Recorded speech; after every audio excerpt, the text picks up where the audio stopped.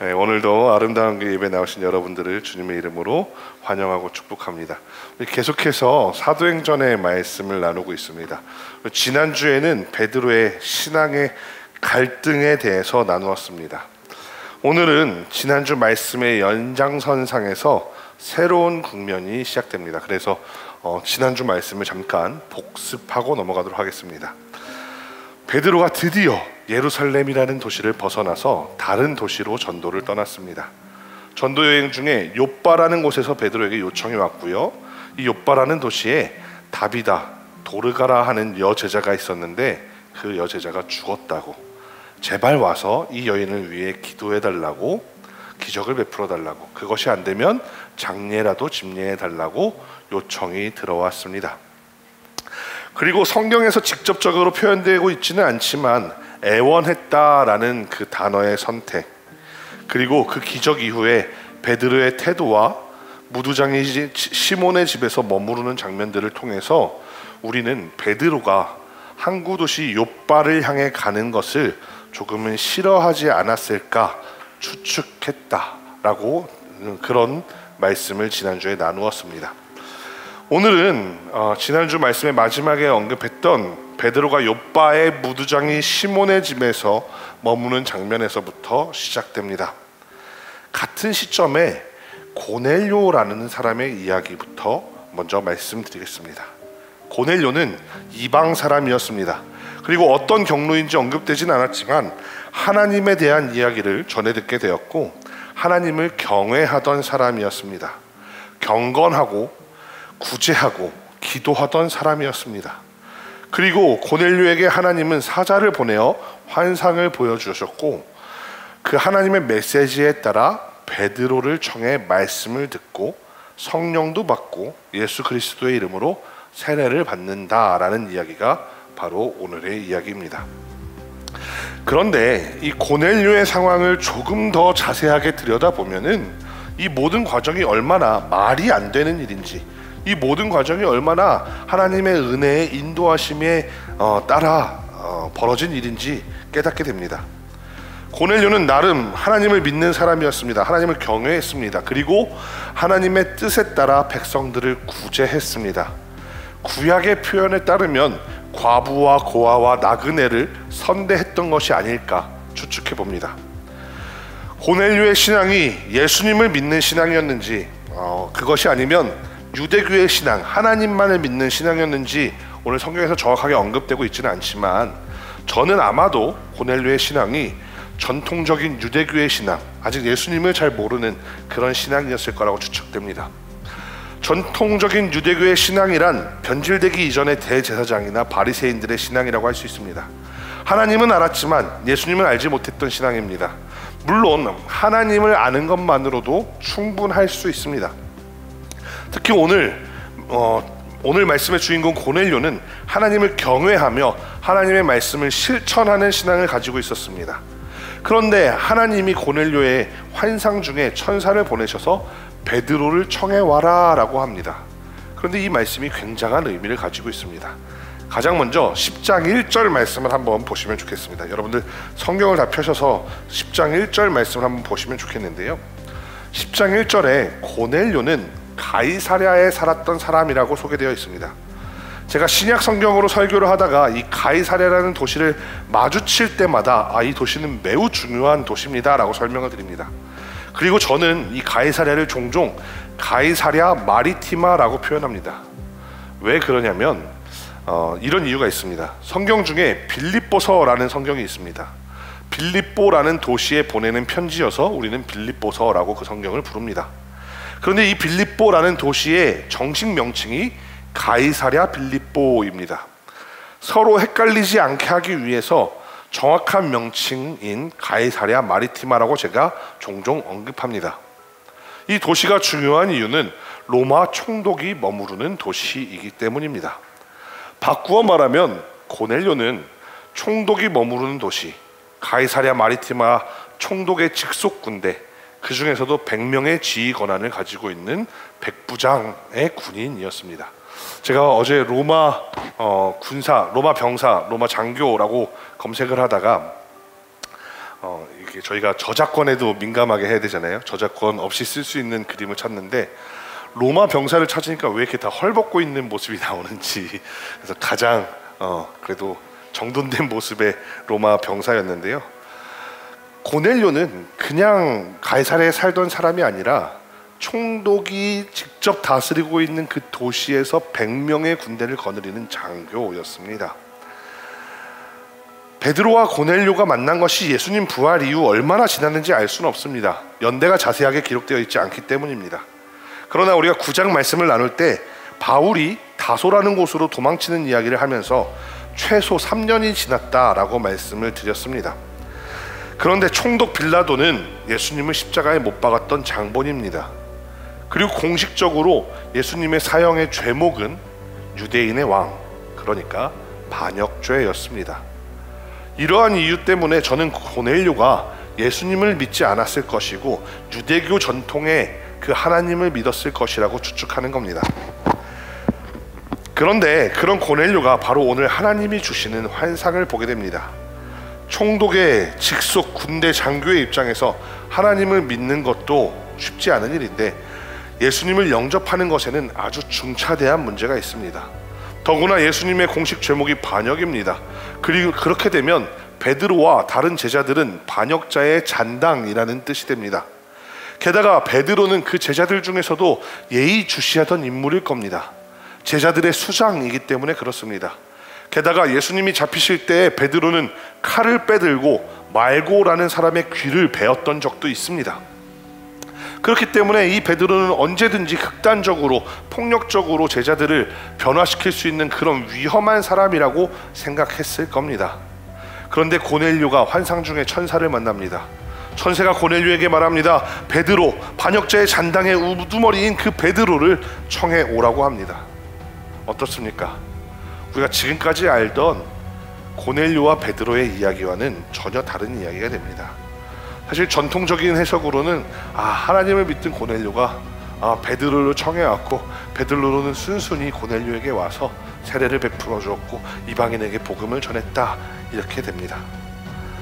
그런데 오늘 이 고넬료의 상황과 베드로의 상황을 뜯어놓고 보다 보면 이 이야기가 말이 안 되는 겁니다. 베드로를 청해오면 반역의 무리로 내통하는 자로 찍히게 될지도 모릅니다. 불과 몇 년 전 사도행전 6장 7장에서 나오는 스데반의 사건도 있었습니다. 예루살렘에 큰 소동이 있었습니다. 아무리 좋게 포장해 주어도 예수님의 제자들, 베드로를 비롯한 제자들은 문제덩어리였습니다. 그런 사람들을 부르는 것은 고넬료에게도 커다란 부담이 됩니다. 이제 베드로 입장에서도 한번 생각해 보겠습니다. 베드로 입장에서도 부담되는 것은 마찬가지입니다. 가이사랴로 갔다가 체포되지는 않을까? 혹시 얼마 전에 있었던 스데반 사건 때문에 나를 함정에 빠뜨려 체포하려는 목적으로 부르는 것이 아닐까 의심할 수도 있습니다. 사도행전 9장에서 베드로는 죽었던 도르가라는 여인을 일으키는 기적을 베풀었습니다. 그리고는 무두장이 시몬의 집에 머무르고 있었습니다. 지난주에도 설명을 드렸지만 무두장이의 집에 머무른다는 것은 부정한 사람의 집에 머무르는 겁니다. 오늘 본문 10장 9절 말씀에 보니 어느 날 점심시간에 베드로가 시장한 상황임에도 불구하고 기도하러 올라갔습니다. 그런데 베드로에게 환상이 보입니다. 하늘이 열리며 한 그릇이 내려옵니다. 보자기 같은 것이 내려오는데 거기에 여러 종류의 짐승들이 들어있습니다. 그리고 한 소리가 들려서 베드로에게 그것을 잡아먹으라고 합니다. 베드로가 이미 시장한 상태였습니다. 그러나 그 배가 고픈 상태임에도 불구하고 베드로는 내가 부정한 것을 먹지 않겠다라고 대답합니다. 또 음성이 들려옵니다. 하나님이 거룩하다 한 것을 내가 속되다 하지 말아라. 그리고 이 일이 3번 반복된다라고 합니다. 베드로의 입장에 참 모순됩니다. 욥바가 속되다고 해서 지금 머무르고 있는 것이 어딥니까? 바로 무두장이 시몬의 집입니다. 가장 부정하다고 할 수 있는 무두장이의 집에 있으면서 한다는 소리가 나는 부정한 것을 먹지 않겠습니다. 물론 베드로를 이해해 보려고 노력할 수도 있습니다. 어쩌면 베드로의 입장에서 욥바는 소돔과 고모라처럼 보였을지도 모릅니다. 무두장이의 집에 머무르는 것이 저 욥바라는 타락한 도시에 머무르는 것보다 나았을 거라고 변명할지도 모릅니다. 그나마 내가 깨끗할 수 있는 최선의 방법을 택한 것이다 라고 그런 식으로 변명할지도 모릅니다. 그러나 하나님은 이제 베드로에게 그 편견을 넘어서라고 말합니다. 오늘 본문 5절, 6절 말씀에서 천사가 고넬료에게 이 사실을 알려줍니다. 베드로가 요바에 있는 무두장의 시몬의 집에 있어. 그리고 거기 가서 베드로를 데리고 와. 근데 이 말을 듣는 순간 고넬료는 고개를 갸웃거리며 이상하다라는 생각을 했을 겁니다. 앞서도 말씀드렸지만 고넬료는 하나님을 믿는 사람이었습니다. 예수님은 알지 못했던 것 같지만 하나님을 믿는 믿음 안에서 하나님을 믿는 그 믿음을 최대한 실천하려고 노력했던 사람입니다. 바리새인이나 서기관 같이 율법의 전통을 사수하려는 모습까지는 아니라고 하더라도 나름대로 하나님을 믿는 믿음의 규칙들을 알고 이해하고 지키며 살아가고 있었던 사람입니다. 그런데 고넬료에게 나타난 천사가 하는 말이 무두장이 집에 머무르는 베드로를 데리고 오라라는 겁니다. 무두장이가 어떤 사람인지, 유대교의 그 율법에서 무두장이가 어떤 취급을 받는지 고넬료가 모를 리가 없습니다. 그런데 천사가 고넬료에게 무두장이 시몬의 집에 머무르고 있는 베드로를 데리고 와라 라고 하는 겁니다. 고넬료의 입장에선 이런 질문을 할 만합니다. 하나님, 부정한 곳에 머무르고 있는 부정한 사람을 데리고 오는 것이 맞습니까? 이 질문을 하지 않는다고 하더라도 무두장이 시몬의 집에 머무르고 있다는 말을 듣는 순간 이 환상이 진짜 하나님이 허락하신 것인지 아니면 내가 피곤해서 헛것을 보는 것인지 혼란스러울 수도 있습니다. 베드로도 고넬료도 치열한 고민의 상황에 서로 놓여져 있었습니다. 의심하고 또 의심하고 고민하고 또 고민해야 하는 그런 문제 앞에 놓여졌습니다. 내가 지금까지 믿었던 믿음과 내가 지금까지 알고 있었던 상식과 너무나도 달라진 그러한 하나님의 메시지를 들었기 때문입니다. 내가 아는 신앙과 다른 모습 때문에 베드로는 식사도 걸러가면서 기도하고 있었고 고넬료는 오늘 성경에 소개되고 있지는 않지만 나름의 고뇌에 빠졌을 겁니다. 우리의 신앙에도 비슷한 지점이 있을 겁니다. 나의 상식이 엎어지는 지점, 뒤집어지는 지점들을 만나게 될지도 모릅니다. 유럽 사람들은 복음을 가장 먼저 받아들인 사람들입니다. 그러나 그들에게 신앙이 전파될 때에도 그들의 상식이 완전히 전복되는 상황이 있었습니다. 사도행전을 계속해서 나누다 보면 나중에 다루게 될 장면인데요, 바울과 바나바가 유럽으로 전도를 하러 갑니다. 놀라운 이적과 기사가 나타납니다. 그러자 그리스 사람들이 와서 바나바를 제우스라고 하고 바울을 헤르메스라고 합니다. 그러자 바울이 이야기합니다. 우리는 그런 신이 아니야. 우리도 너희와 같은 사람이야. 다만 우리가 섬기는 하나님께서 우리에게 이런 능력을 베풀어 주셨어. 그리스 사람들 입장에서는 어떻겠습니까? 자신들이 알고 있었던 그리스 로마 신화가 그 상식이 완벽하게 깨어지는 순간입니다. 카톨릭이 로마의 국교가 되는 것도 마찬가지입니다. 당시 로마의 황제가 신의 아들이고 죽으면 신이 된다라고 생각했습니다. 그런데 기독교를 공인하면 어떻게 됩니까? 성부, 성자, 성령 삼위일체 하나님이 유일한 신이 되는 겁니다. 로마 황제는 하나의 인간으로 격화되게 됩니다. 종교개혁 때는 또 어떨까요? 로마 교황청은 전통이 있었습니다. 베드로가 로마 교회의 초대 담임 감독이라고 생각했고 그 베드로의 대를 이어서 내려오는 교황에게 베드로의 권위가 그대로 내려온다고 생각했습니다. 예수님이 베드로에게 천국의 문을 여는 열쇠를 주었다고 생각했는데 그 권한이 베드로를 통해 교황에게 전해지고 있다는 겁니다.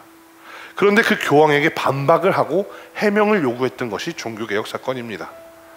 그뿐만이 아닙니다. 성경은 라틴어로만 적어서 사제들만 볼 수 있게 해두었는데 그 성경을 독일어로 번역합니다. 그래서 모든 사람들이 읽을 수 있도록 합니다.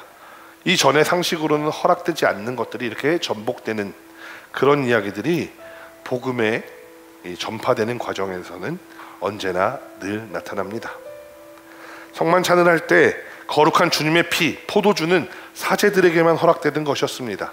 그런데 종교개혁 이후로 성찬에 참여하는 모든 사람들에게 포도주를 주기 시작했습니다. 이런 것이 가능한 일일까요? 오늘 말씀의 제목이 패러다임 시프트입니다. 1962년 토마스 쿤이라는 사람이 만들어낸 개념입니다. 새로운 개념과 이론은 축적에 따라서 점진적으로 진보하는 것이 아니라 새로운 패러다임이 등장을 하면서 혁명적으로 변화된다라는 것이 바로 패러다임 시프트입니다. 우리는 가끔 생각을 합니다. 경험이 쌓이고 또 그 위에 경험이 쌓이고 그런 것들이 하나 둘 누적되다 보면 우리가 어느 정도 경지에 도달할 수 있다라고 이야기합니다. 네, 대부분은 맞는 겁니다. 그러나 그렇지 않은 경우도 많이 있습니다. 예를 들어 코페르니쿠스적인 발상입니다. 지구가 평평하다고 생각하던 이론이 누적되어 지구가 둥글다고 생각하게 된 것이 아닙니다. 오히려 천체를 보고 수평선을 보면서 지구가 평평하다는 시절의 사람들은 예외와 잘못된 추측들로 어떻게든 그것을 해결하려고 지식들을 쌓아갔습니다. 그러다가 아주 그 이전의 상식을 뒤집어 엎는 지구가 둥글다라는 패러다임이 제시되자 그 모든 예외와 추측이 해결이 되는 겁니다. 신앙도 마찬가지입니다. 예수님을 만나면 나의 패러다임이 변화됩니다.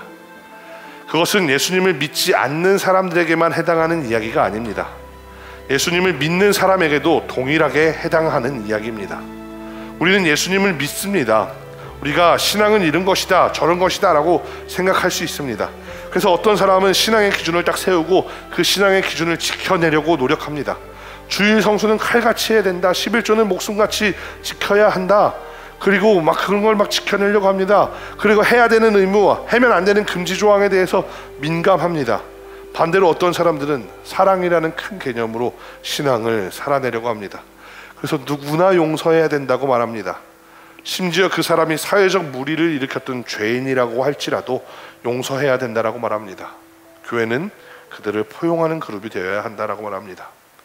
그런데 이렇게 각자가 가지고 있는 신앙의 기본 고정관념들이 있는데 그 내 기본 고정관념과 반대되는 측면으로 하나님이 우리를 이끄실 때가 있다라는 이야기입니다. 사람들은 일관성을 중요하게 생각합니다. 그래서 우리가 신앙을 할 때도, 신앙을 가질 때도 일관적인 신앙을 되게 중요하게 생각합니다. 5년 전이나 10년 전이나 그리고 오늘의 모습이 동일하게 똑같은 말을 하고 똑같이 선포할 수 있는 그런 신앙인이 되어야 한다라고 생각합니다. 그래서 가끔은 철새 정치인 같은 사람들을 보면서 손가락질합니다. 평생 어떻게 가졌던 그 의견을 한순간에 뒤바꿀 수가 있나요? 이렇게 이야기를 하기도 합니다. 그러나 평생 같은 의견을 가져야 할 필요는 없습니다. 의견을 바꾸었다고 욕해서도 안 됩니다. 왜냐하면 새롭게 의견을 깨닫게 될 수도 있고 내 상식을 깨트리는 것들을 보게 될 수도 있고 내가 내 의견을 바꿀 만한 그러한 계기를 맞이하게 될 수도 있기 때문입니다. 오히려 철새 정치인들을 욕해야 되는 이유는 그 의견을 바꾸는 원인이 자신이 새로운 것을 깨달아서가 아니라 자신의 이익을 위해서 태도를 바꾸고 자신의 이익을 위해서 의견을 바꿀 때 손가락질하는 겁니다. 사람은 누구나 살아가면서 새로운 것을 배우고 익히면서 의견을 바꾸어가게 되어 있습니다. 또 반대로 나의 의견이 잘못되었다, 이것을 깨닫게 되었는데도 그것을 인정하기 싫어서 억지로 일관성을 유지하는 어리석은 사람들도 있습니다. 자신이 맞다고 억지를 부리고 때를 쓰는 사람들도 있습니다. 명백하게 잘못이 드러났다고 하는데도 오히려 화를 내거나 입장의 차이일 뿐이라면서 때를 쓰기도 합니다. 그런데 만약에 우리 인생에 우리가 이렇게 새로운 길을 가게 하는 그 새로운 지식, 새로운 패러다임을 주시는 분이 하나님이라면 어떨까요? 우리의 패러다임을 전환시키시는 그분이 바로 하나님의 이끄심의 그 인도하심이 있다면 어떨까요? 오늘 말씀에서 베드로와 고넬료는 하나님의 말씀에 절대적으로 순종했습니다. 이전까지 살아가던 그 모습과는 전혀 다른 모습으로 살아가게 되었습니다. 그러나 누가 이들에게 태도를 바꾸었다고 손가락질 하겠습니까? 앞에 뉴턴 사인을 화면에 띄워놨는데요. 저희 교회 로고 여러분들 아시나요? 교회 로고? 혹시 이거 커튼 좀 올려줄 수 있어요? 블라인드? 네. 저희 네, 끝까지 다 올려주세요. 로고를 보여드리면서 설명을 하려고 합니다. 저희 교회 로고를 만들 때 제가 한 집사님께 이제 부탁을 해서 이제 만들어 주셨습니다. 그런데 제가 어떤 말씀도 드리지 않았는데 이 로고를 만들어서 보내주셨어요. 이 로고를 보면서 제 마음속에 떠오르는 이미지가 하나가 있었고 아 그래, 이러한 의미로 이 로고를 사용하면 좋겠다라는 생각이 들었습니다. 이제 로고가 올라오는데 바로 요 로고입니다. 이 로고를 만든 데는 그 집사님이 뭐 몇 가지 제가 생각하는 그 교회의 모습들에 대한 이야기를 듣고 저는 이런 교회가 됐으면 좋겠어요 라고 말씀을 드렸는데 요 로고를 그려주셨어요. 그런데 요 로고가 저는 다 뉴턴 사인으로 보이더라고요. 하나님의 십자가를 만나면 하나님의 십자가 안에서 하나님의 십자가를 중심으로 우리 삶이 뉴턴에서 되돌아오는, 그분은 그런 의도로 만들었다고 저한테 이야기하진 않았어요. 그러나 우리가 다 알잖아요. 예술이라는 게 해석자의 그 해석이 또한 중요하다라는 것도 여러분 알잖아요. 근데 이거를 이렇게 사용하면 좋겠다. 그래서 우리가 세상으로 나아가고 싶을 때, 우리가 나의 뜻대로 나아가고 싶을 때 주님을 만나 십자가를 중심으로 다시 돌아오자라는 그런 의미로 우리 로고를 만들었습니다. 마찬가지입니다. 오늘 베드로나 고넬료가 자기 나름대로 신앙생활을 하던 사람들이었습니다. 그들의 신앙이 잘못되었다고 비판하는 것이 아닙니다. 그러나 그들이 하나님을 만나서 자신의 신앙을 다시 되돌아오는 겁니다. 내가 알고 있었던 상식에, 내가 알고 있었던 그 일반적인 신앙의 모습들과 다른 것들을 하나님이 보여주실 때 내 것을 고집하는 것이 아니라 내 하나님의 말씀이 맞습니다 하고 돌아오는 겁니다. 그런데 과연 누가 이 사람들에게 잘못되었다고 손가락질하겠습니까? 너 왜 네 마음대로 다시 의견을 바꾸어, 너 철새 정치인이야, 이런 식으로 베드로와 고넬료에게 손가락질할 수 있는 사람이 누가 있겠습니까? 24절 말씀에 보면 고넬료는 베드로를 청합니다. 그리고 친척과 친구들을 불러 모았습니다. 하나님이 예비하셨던 그 축복을 함께 누리기 위해서 주변 사람들을 다 불러 모았습니다. 25절에 심지어 베드로를 보자마자 발 앞에 엎드려 절합니다. 아까도 말씀드렸지만 베드로는 반역자의 잔당의 우두머리였습니다. 그리고 33절 말씀에서 주께서 당신에게 명하신 모든 것을 듣고자 하여 우리가 다 하나님 앞에 모였습니다 하면서 말씀을 청해 듣습니다. 결국 44절에 성령이 말씀 듣는 모든 사람에게 내려오시고 48절 말씀에 예수 그리스도의 이름으로 세례를 받습니다. 베드로도 마찬가지입니다. 우리가 읽었던 34절 35절을 보면 베드로는 이렇게 말합니다. 하나님은 외모를 보지 아니하시고 각 나라 중에 하나님을 경외하며 의를 행하는 사람들을 다 받으시는 줄을 깨달았다. 이 말을 이렇게 돌려보면 이런 겁니다. 나 이제야 알겠어. 이제까지는 나의 생각, 나의 뜻을 고집했는데 이제야 알겠어. 하나님은 외모를 보지 아니하시고 그 중심을 보시는구나. 예수님으로 말미암아 자신의 생각을 바꾸었습니다. 요바에 가기 싫어했던 베드로가 그들과 어울리지 않으려고 무두장이의 집에 찾아갔던 그 베드로가 이제는 자신의 뜻을 돌이키게 되었습니다. 이 일이 쉬울까요?